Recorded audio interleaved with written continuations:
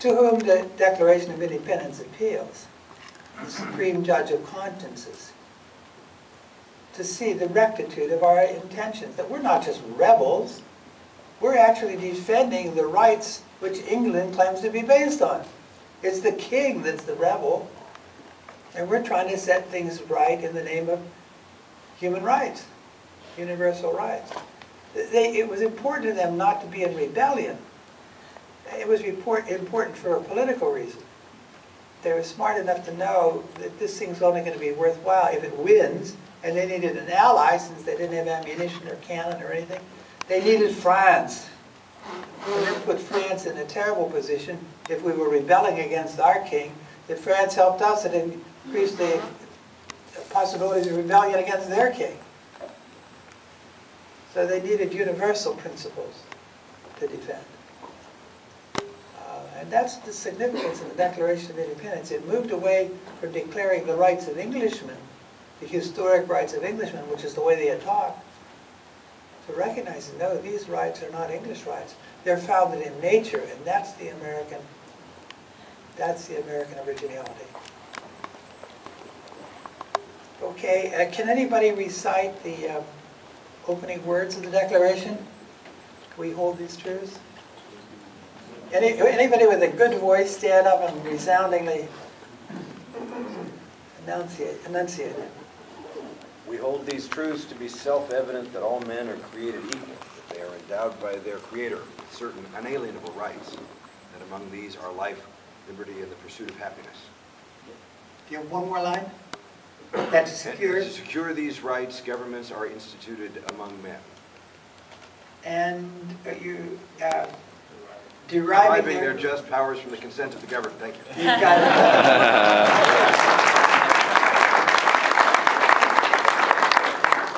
Todd, you even have the right accent for that.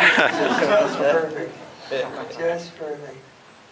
In against the regime, the communist regime. There's a theater there. It was outside the theater. And the men at the furniture factory not far off the square were let free from work. And they came over, and one of the men named Zdenek stood up on one of the railings at one of the not metal, but one of the statue walls, cement rock walls, and said, loud enough for people to hear him, just what Todd said. We hold these truths to be self-evident, that all men are created equal and endowed by their Creator with certain unalienable rights. And everybody knew what he was talking about. And everybody knew it applied to them. It was meant to. And in Tiananmen Square in China,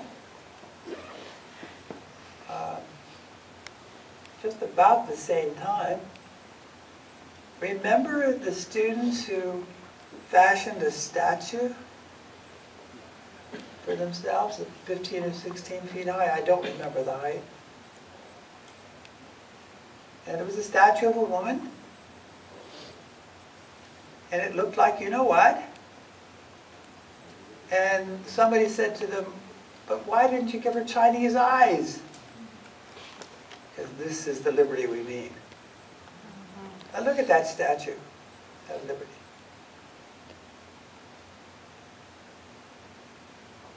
The symbol of the revolution is a woman, not a young man with a Kalashnikov. Not a fighter trying to kill or destroy, but a woman who, in particularly French iconography, and it was the French. Yeah, look, if the French are going to make a statue, it's going to be the woman. Let's just face it. But in French iconography, a woman is the figure of wisdom, of peace, and of justice. Look at the face of that woman. This is not the face of the whore from Paris that they put on the altar of Notre Dame in Paris. This is a severe face of a woman who knows exactly where she's going and where you're going. It's the face of every second grade teacher in the history of the until now. They now try to teach you self-respect. I mean, they now try to tell you you have respect. You're somebody or something. You'll keep you in your place. And teach you to speak up only when you can say something worthwhile.